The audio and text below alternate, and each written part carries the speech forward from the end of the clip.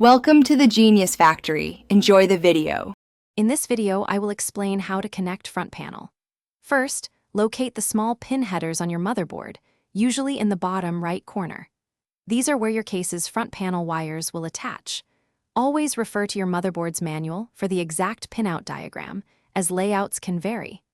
Pay close attention to the positive and negative polarity for LED connections, like the power LED and hard drive activity light, to ensure they illuminate correctly. Next, let's connect the power and reset switches. The power SW cable connects to the two pins designated for the power switch. Similarly, the reset SW cable goes to the reset switch pins. These are not polarity sensitive, so either orientation works.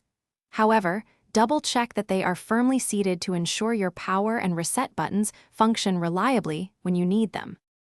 Hey everyone, if you're finding this guide helpful, please hit that like button and subscribe for more tech tips. And speaking of things that last, just like a reliable PC build, you need reliable gear.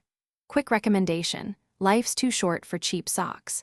Go darn tough with a lifetime warranty. They're incredibly comfortable and durable. Check the description for a link to these amazing socks and other great deals. Now let's get back to the video.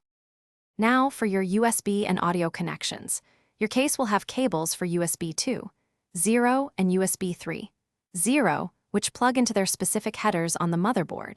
These are typically keyed, meaning they only fit one way.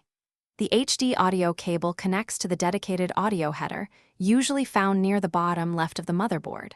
Always align the connectors carefully to avoid bending pins or damaging the headers.